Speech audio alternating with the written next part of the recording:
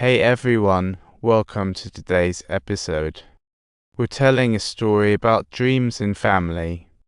Sayaka no longer wants to bear her father's baseball dreams, and while trying to comfort her brother, his words plunge her into deep self-doubt.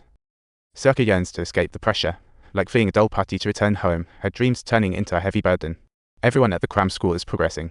Only Sayaka remains stagnant in the same spot, resembling a lost penguin, her heart burdened with an inexpressible predicament. Did you truly say that? I can't comprehend why you put so much effort into studying. This year, Sayaka has been at it every day, just repeating the same effort like a robot stuck in an infinite loop. Lowering the goals makes them seem even easier, almost like a downer. I was supposed to be a low-key trendsetter, but instead I feel like a coach unable to make any forward moves.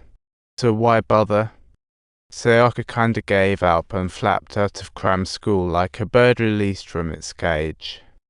On the stormy streets, Sayaka is drenched, looking like a lost child, gazing in admiration at her mother working hard, sobbing in grievance, I really can't take this anymore. Sorry, this is just too childish. I really don't want to be like this anymore, sorry. Mom gently comforts Sayaka while ruffling her hair. Wrapped in Mom's warmth, Sayaka finally understands that the meaning of home is never about winning. It's about finding peace. Even if Dad is quiet, Mom says he's a good guy, just not great with feelings. Sayaka skipped cram school for several days, lounging at home, when suddenly Dad's shouting broke the silence. Her brother finally found his courage. He quit the baseball club, and Dad didn't hold back. Mom, tired of the chaos, held a baseball bat and shattered the car window. All the grievances that had been concealed in the heart for years were finally poured out, as if a bird that had broken free from the confines of a cage was expressing itself freely. Brown Star Live. Last time she was down, refusing to go back, her negativity made Sayaka realize how she had been these days. She decided to pick up her dreams again. Mom took Sayaka on the train straight to the Dream School's gate, like rushing to the final level of a video game. The campus buzzed with a harmonious learning atmosphere, making Sayaka feel hopeful. As they left, Mom wanted to take a picture of her, but Sayaka declined, this time with a tone much firmer than her previous jokes.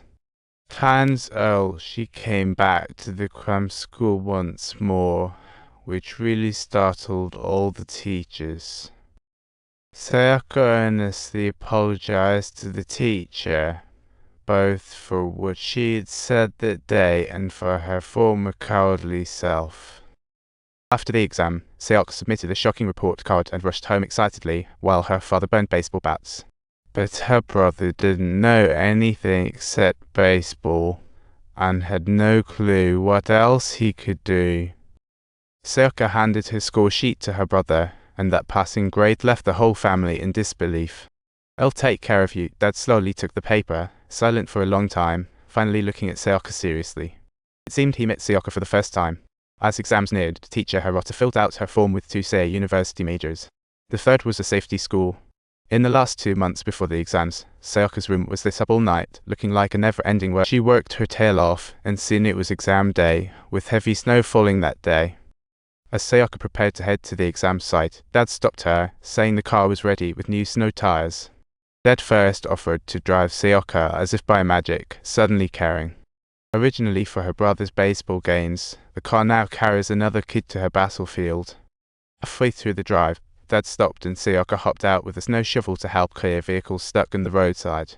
Standing at the window, Sayaka watched her father's silhouette and finally understood that the quiet man Mom spoke of was truly worthy of understanding. Sayaka stepped into the exam room, the sound of writing filling her ears.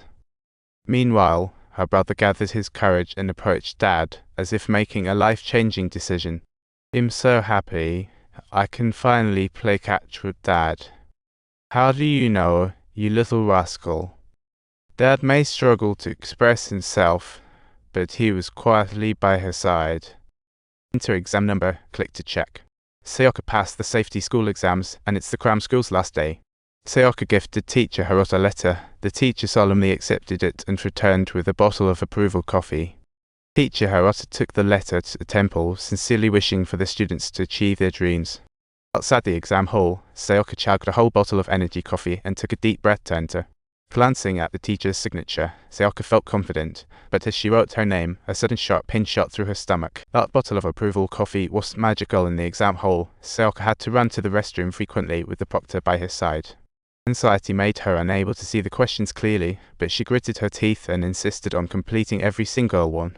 After the exam, Sayaka collapsed onto her bed like a superhero drained of all energy. Mom called to encourage her, and Sayaka composed herself, readying for the essay exam the next day. Sayaka made an effort to recall teacher Hirata's structures and techniques, penning her most sincere words. The moment Sayaka stepped out of the exam room, she saw sunlight breaking through the snowy clouds like the hope of life. She didn't know if these 3 days could change her life, but she knew she had given it her all. Now came the agonizing wait. Looking at the failed scores on the screen, Sayaka sadly called teacher Hirata. The teacher, regretful yet encouraging, told Sayaka she failed her first choice but still had a second option. Old friends came to see her. They played freely, no longer worrying about scores, while the second option results approached. Teacher Hirata wrote a long letter to Sayaka. As Sayaka read the letter, her eyes grew wet. She re-entered her exam number, and when the results popped up, she was stunned. She actually passed. Sayaka had been accepted into Sei University's policy department, and she rushed back to the cram school, where everyone sobbed in excitement. Not just because of the score, but because